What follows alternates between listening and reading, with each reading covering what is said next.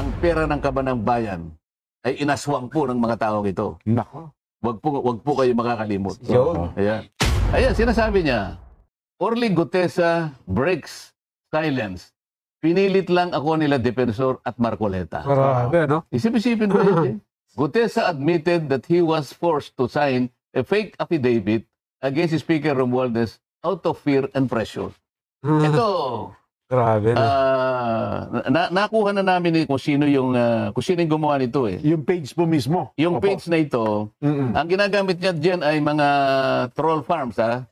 Matindi ito mga kababayan. Mga page na nagpapakalat ng fake news laban po dito kay Senator Marcoleta at kay Sergeant Gutesa. Pinangalanan na nga po nitong si Senator Marcoleta mga kababayan. Dito nga ay pinakita niya ang mga post na maliwanag na paninira at pangliligaw mga kababayan. At lumalabas dito mga kababayan na mayroon talagang nasa likod nito para gastusan ang mga ginagamit nila na pang-boost sa mga bawat post na kanilang ginagawa. Para nga po siraan itong si Senator Marcoleta. At base pa nga po dito kay Senator Marcoleta mga kababayan ay ang mga post ng nasabing page na ito ay mga papuri sa mga ginagawa ng administrasyon. Subalit nagtaka umano siya sa ilang mga post na ginawa nitong mga nakaraang linggo na puro paninira at puro fake news laban sa kanya ang mga ipinost ng mga ito gamit ang iba't ibang page. Kaya pinangalanan niya nga po niya yung tao na nasa likod nito mga kababayan. Eto, panoorin po natin. Pero bago ako pa lang dito sa ating channel, ay mag-subscribe ka na at i-click mo na din ang notification bell para maging updated ka sa mga susunod pa nating video. Paki-like at paki-share mo na din ang video nito sa iba pa nating mga kababayan. Maraming salamat. Nabasa na isang affidavit Opo. Yan na. na isinabit sa ICI. Mhm. Yung ICI, ito yung Opo. Independent Commission for Infrastructure. Yes po. Oo. Isang malaking tao na inimbita doon Sino kaya at yan? pinagsubmit siya ng affidavit. Oho. Nako po. Kapag binasa mo yun din, nilaglag si Saldico. So talagang... So doon, lilitaw doon, Oho. talagang scapegoat.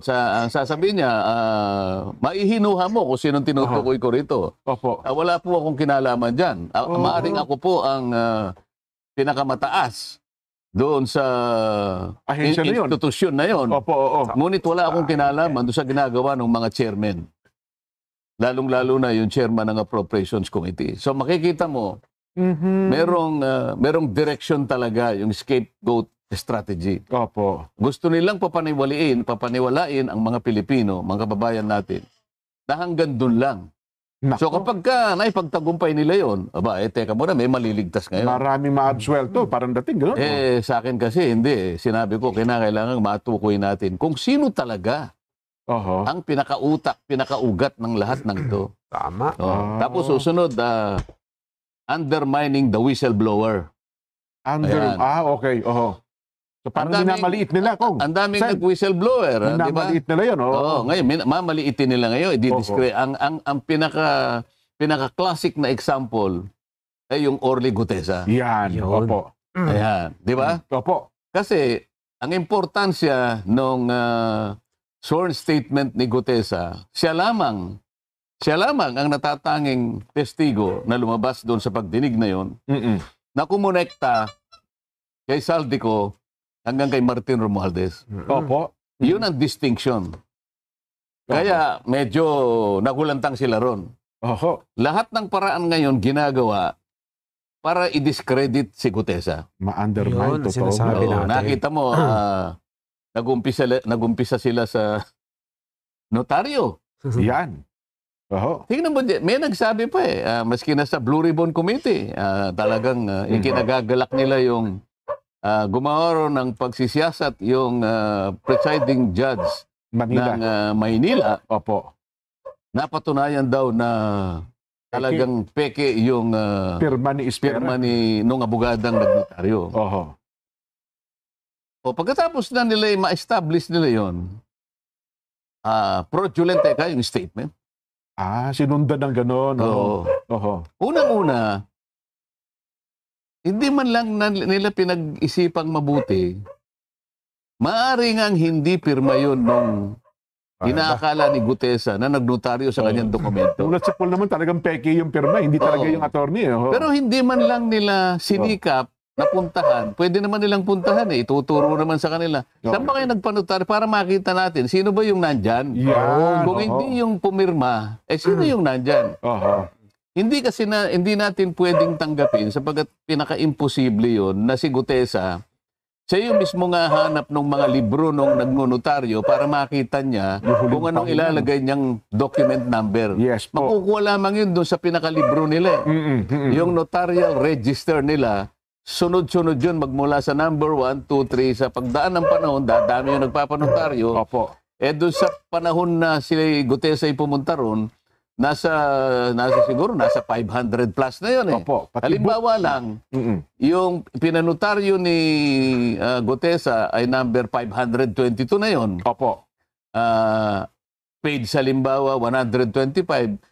Saan makikita ni Gutesa yun kung hindi sa mismong libro nila na nandun sa loob ng kanilang opisina? Tama. Oho. Pagkatapos, dinakita ko naman rin Ni Gutesa yun. nakita no? ni Gutesa. Oho. Palagay mo, nagkaroon ng milagro, nakita ni Gutesa yun. Yeah.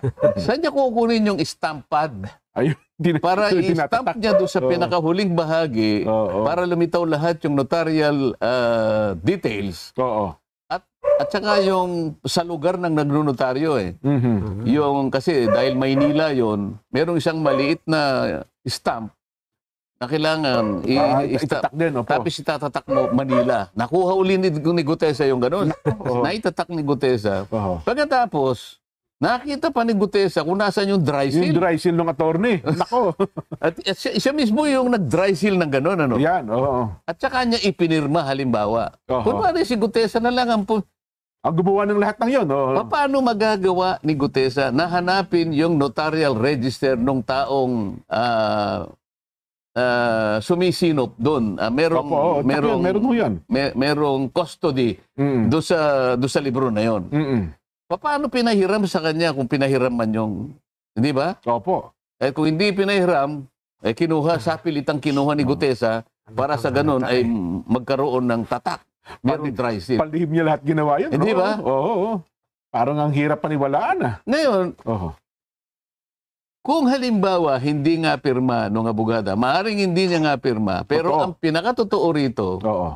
meron kang itinalagang tao dyan Oho. na kinasangkapan mo, kausap mo, palagian, Pagabantay. sapagkat nandun na sila sa Book 8 eh. Opo. Pang-8 libro na nga po nila. Sen. Oo. Isipin mo na lang, yung Oo. Book 1 halimbawa, 1,000 na lang Ang pahina, ang pages. 1,000 dokumento na lang yun. Oho. Sa mga tweet, yung Book 1, meron ng 1,000 documents ang nanotaryo nila. Oo.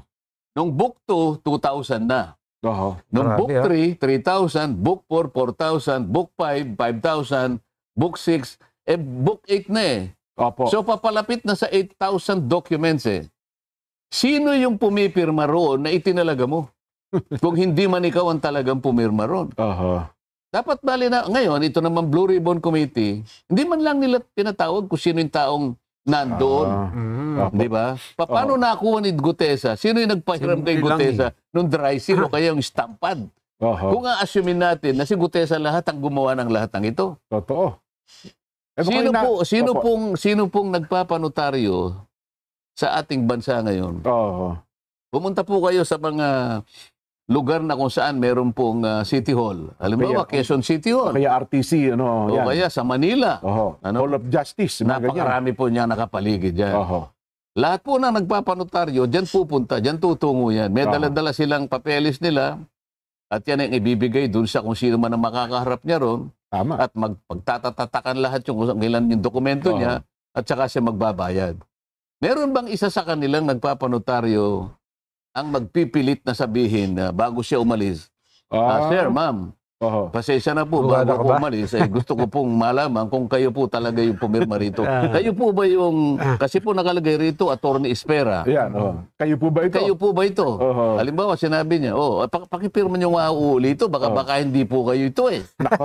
Oho. Meron ba taong magsasabi ng gano'n at magpipilit at uusisain niya na yung pumirma talaga ay yung nakita niyang taong nandun? Mukhang wala pang ganun, Sen. Ngayon, hindi man lang nila, sasabihin nila ngayon, na kung merong taong itinalaga kung sino man yung abogadang nagtalaga nun, diyan ka, para ito, pakinabang natin ito, isip-isipin mo, Napasa siya 2021 lang. Bago nga lang po eh. Book 8 na siya. Oho. Yung law office namin dyan, ang tagal na nun. Baka yung book 1 hindi nila Hindi napuno. pa natatapos. Ayaw na nilang magnotaryo kasi hindi yun ang talagang kinabubuhay Opo. ng aming law office eh. Totoo po. Nangangailangan lang kung minsan ay talagang mabilisan may pagnunotaryo. Oo. Kaya lang siguro maaring maglagay kami ron. Pero yung talagang para yun ang gawin naming Ang hanap buhay na. hanap buhay, hindi yun eh. Hindi yun. Yes po. Itong abogadang ito, iyon ang kanyang hanap buhay. Eh. Mhm.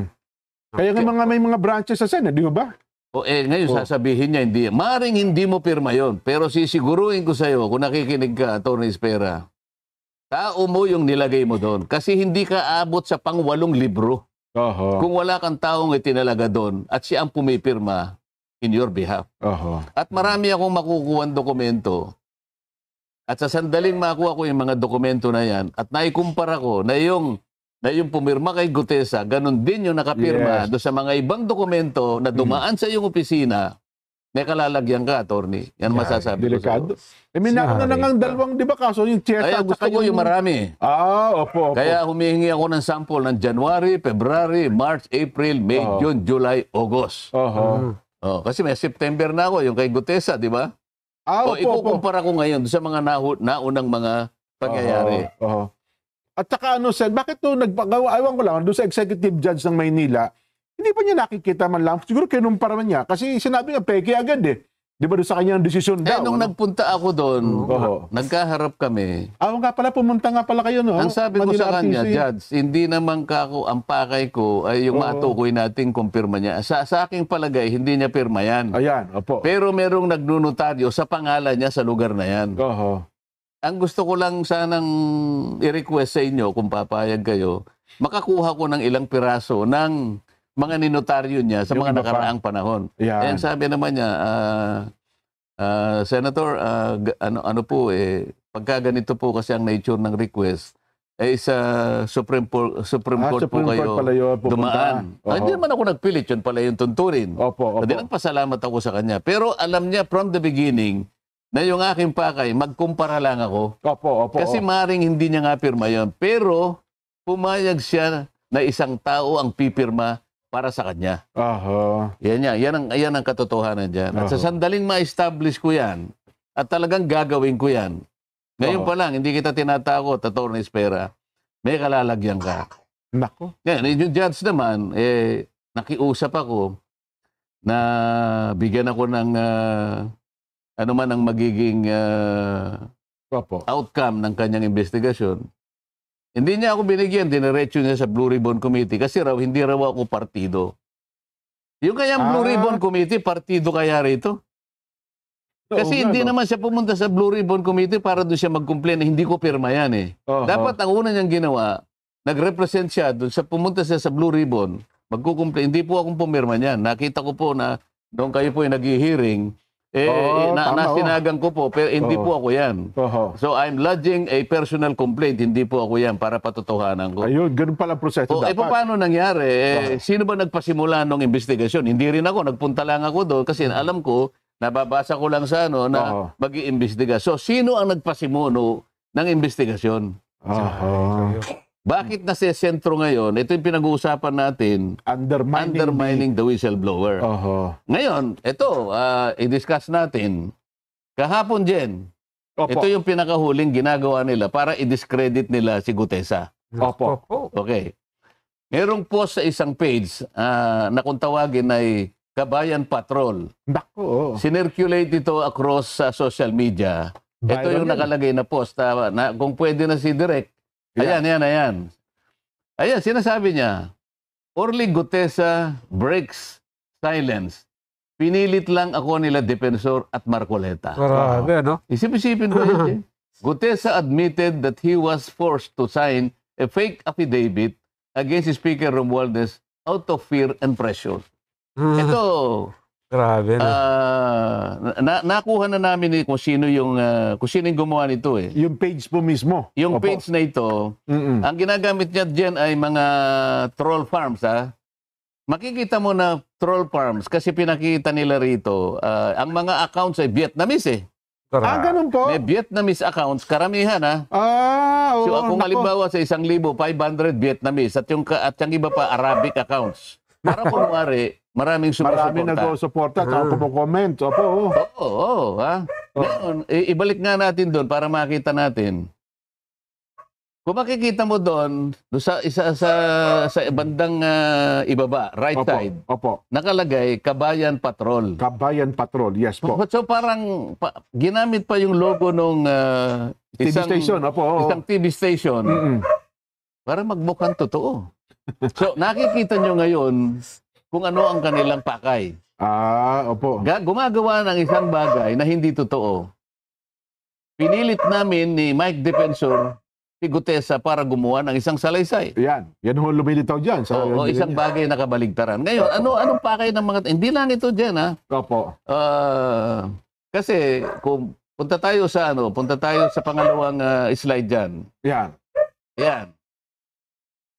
May requirements ang Meta kasi dyan, yung Facebook, na bago ka makapag-publish ng ads, kailangan meron silang mobile number, no? Yes po.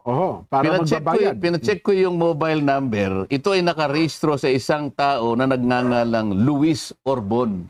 Ayan, oh. Luis Orbon. Oo. Okay. So, isa sa pangalawang requirements ng Meta, kailangan meron kang email. So, makikita mo dyan yung email nila. Ayan, oh. Hello at cdgminds.com. Ang ano kasi, yung ginagamit nila ay CDG. Ang advertiser is CDG Media Minds. Yes. Ayan, makikita. So yung phone number nakarehistro kay Luis Orbon. Yan ang email nila. At ang website nila, nandyan din dyan, mababasa mo, cdgmediaminds.com. Opo. Ang address nila ay Pasig City, NCR. Yes po. So, kung nakikinig si Luis Orbon din, Kung totoong tao ba yan? nagtatago bilang CDG Media Minds sa anino ni Luis Orbon. Huwag ka na magtago sapagkat alam mo, kilala kita. Ano mo ba? Kilala niyo ba? Masyado namang babaw ang pagtatago kasi nila eh. Halatang halata. Ba nila? Ba? Alam mo, Luis Orbon, siguro maaring na-underestimate mo ako na hindi ko kayang suriin kung nasaan ka o kung sino ka. Makukuha kita eh. Maghintay ka lang. Kasi akala nyo hindi kayo marunong sa computer, Sen, at saka hindi kayo marunong sa social media. Hindi nga ako marunong, pero may pamamaraan naman. Ayan, tama po kayo. May pamamaraan tayo dyan, di ba? Ngayon, puntahan natin yung ibang slide natin. Yan.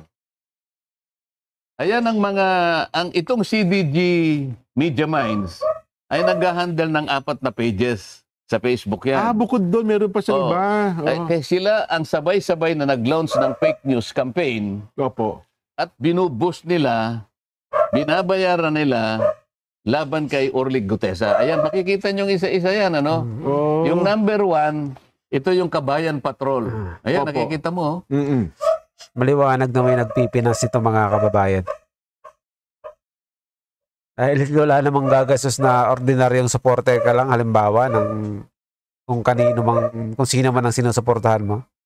Gagastos ka ba para sa magbabayad ka ng ads para lang i-promote yung mga post na ganyan kung walang nagbibigay sa'yo ng pera para gastusin niya sa mga ads na yan? Imposible yan. Malamang merong nasa likod niyan. Ang pangalawa, dapat alam mo. Sabi niya. Ayan, no? opo, Ayan, dapat nakikita alam mo, niyo opo. yung kanilang post. Ayan, no? Yung pangatlo, balita on the go. Ayan. Opo. Yung pang-apat, chips of staff. Chips of staff. So ito ay puro fake news campaign. Okay. Anong pakay ng mga taong, bakit sila gagawa ng ganito? Ito yung sinasabi ko sa iyo na pangalawa na undermining the whistleblower. The whistleblower. So lahat ng kaparaanan gagawin para pagtakpan, para ilihis, para iligaw ang mamamayan. Ang mga taong ito ay, ang kanilang maaring pakinabang dito ay yung taong pinagsisilbihan nila. Siyempre, Siyempre po. Kumikita sila dyan, Jen, Oho. doon sa mga taong napagtatakpan ng kanilang paglilihis. Mhm. Yun. Yung kanilang agenda, opo. At para iligaw ang ating mga kababayan na maring maisip nga nila na, ganun pala yun, ganito pala yun. Oho. Kaya natin dinidiscuss, Jen, para malaman ng taong bayan na ito ay puro fake news na ginagawa nila para magtakip, para isalba, para proteksyonan Oho. ang mga nasa likod ng mga iniimbestigahan natin. At kung nanonood ba yun, nabasa mo ito ni Gutesa, baka humina ang loob yun, ho. Oo. Kasi puro nasaan si Gutesa, nasaan si Orly. Pare-parehas yan, ho. Iba't ibang uri ng ads. Puntahan natin yung isa pang slide direct. Oo. Ayan, tingnan mo yan, ha. Iba't ibang uri ng ads na Grabe, puro paninira, dami, iisang target. Si Marine Sergeant Gutesa Oho. at ako. Yan, ay may git na 10 ads yan, Jen, ano? Ito ay ni loans October magmula 24. no October 24 hanggang October 29. So talaga palang ano, no? So, Oo. ito pa, alam mo, ang kanilang ginagasta bawat araw, Opo. merong range from 500 pesos to 4,000 pesos. Ayun, oho. So, gagasta sila. Noong una, medyo nagtitipid eh. Kasi 500 pesos. Mga cheap naman itong mga ito eh. Manlilin lang ka lang, galingan mo na, di ba? Oo naman, oo. Ngayon, siguro naisip nila, teka, baka kailangan nating pag-ibayuhin. Binubus So, na umaabot hanggang 4,000. Binubus nga sila. Opo. Ang tinatarget nilang audience hanggang 1 million. 1 million users or more. Oo. Yes po, oo. So, ang gastos nila sa loob ng isang buwan, umaabot ng between 20 to 30,000 pesos. Diba? Kasama yung boosting din. Oo. So, ano ang pakay nila? Oo. Manlin lang. Opo. Mailigaw ang taong bayan. So, ang gastos Oo. ay ganun karami para sa ganun, patakbuhin yung kanilang mga ads. So kung mga ganon, times Eh, 10 post ito. Kung 30,000 kada buwan, di magkano yun? 300. Talagang malinaw na merong nagpipinan sa mga ito para malihis ang kwento. times 10 kasi mga 10 pala, iba't ibang lugar saan, ano? Oo. Ibubus nilang lahat. Mamalak kahit pa paano. So, gumagasta sila talaga. So, Oo.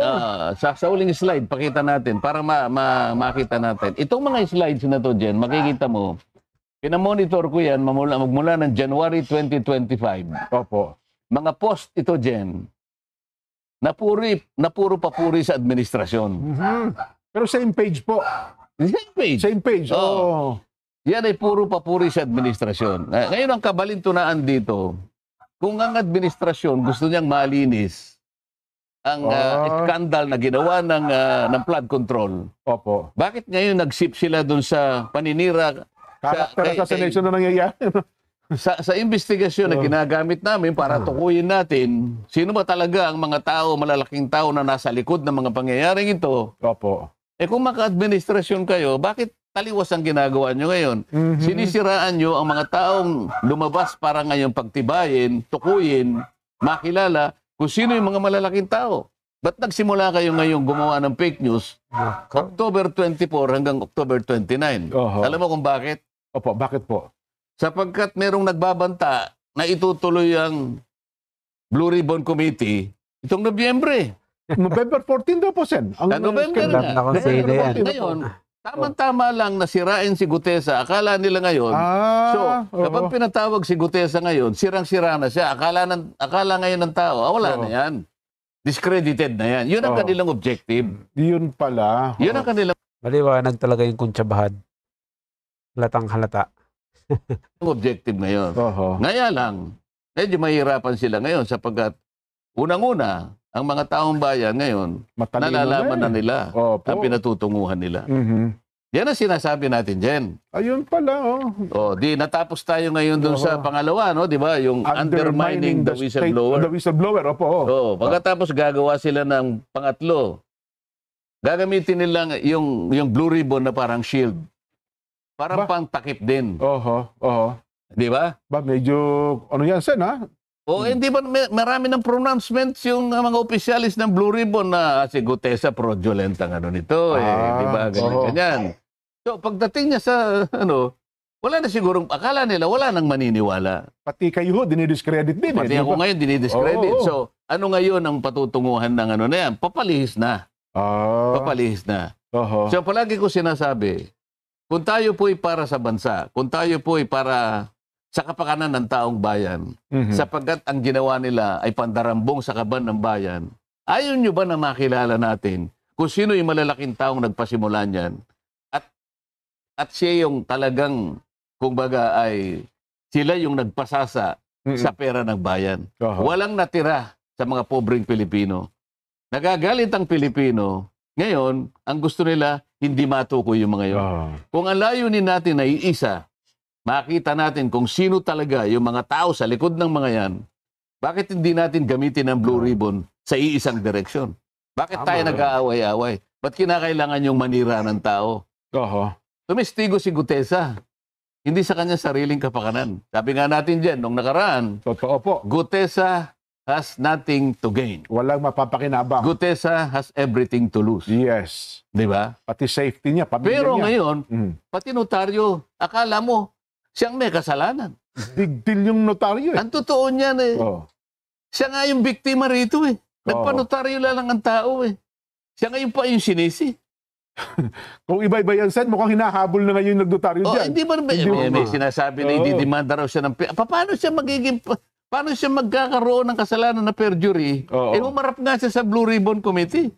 Ibang usapan pa yun eh. Oho. Sumumpa ako sa harap ninyo. Pinagtatanong ninyo ako. Pagkatapos, igigisa ninyo ako dito sa notaryo na kaya ko lang naman ginawa yun sapagkat yun ang sinabi ni Senator Marcoleta, Oho. pandagdag sa aking kumpiyansa sa kanya, ipanotaryo mo yan. Dahil Oo. hindi ko nga siya kilala eh.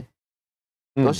siya ngayon ang biktima, siya ngayon pa yung Yan. ginagawa na siya may pakanan yan. At ngayon, itong ginawa nila ngayon na pinilit daw namin ni Mike Defensor. Oo. Isipin mong gagawin ng mga tao ito. At meron pang, isingit ko lang siya, dagdag ko, meron pang mga ilan ngayon, mga abogado nagsasalita, na pati daw yung senador, ayaw pang tukuyin yung pangalan niya eh. Ni Gutesa ay maaari din. Oo nga, no? Isipin Oo. mo. Isipin Mga mo. abogado ito sana na nagsasalita ha. Oo. Oo. Mga abogado? Mga abogado rin po eh.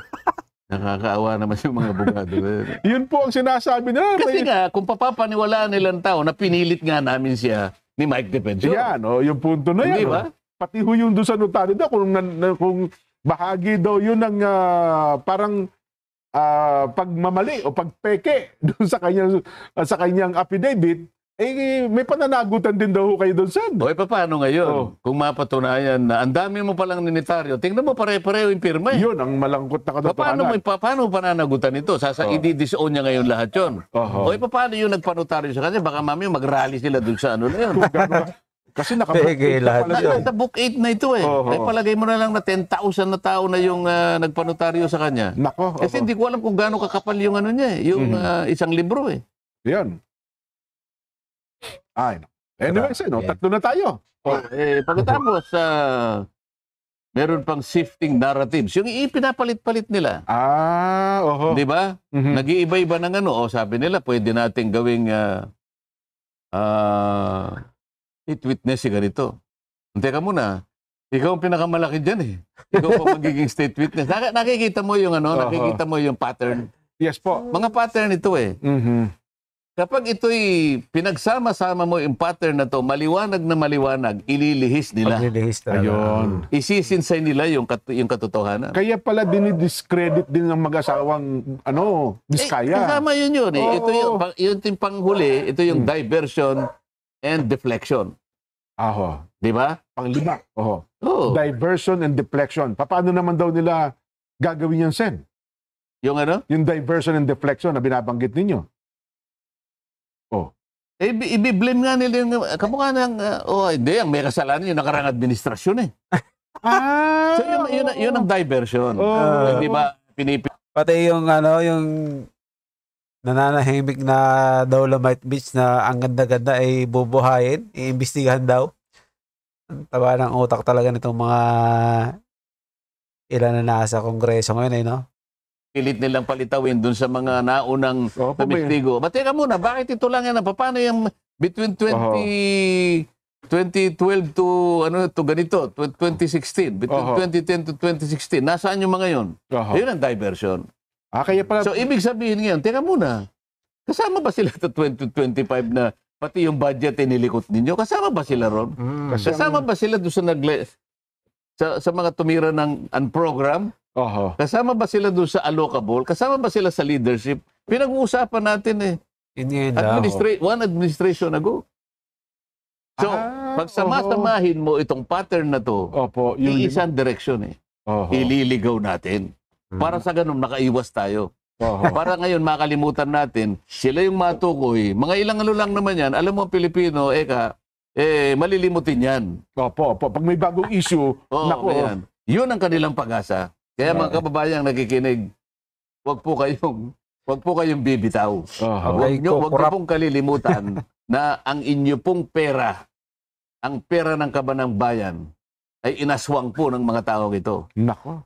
Wag po kayo makakalimot. Yun. Ayan. At yun na nga mga kababayan, hanggang dito na lang po ang ating video. Kung ano man po ang inyong opinion at question sa video ito, ay comment nyo lang po sa baba at ating pag-uusapan. Naway maging kabahagi po tayong lahat tungo sa pagsulong at pagunlad ng ating pinakamamahal na bansang Pilipinas. Ingat po kayo palagi at maraming salamat.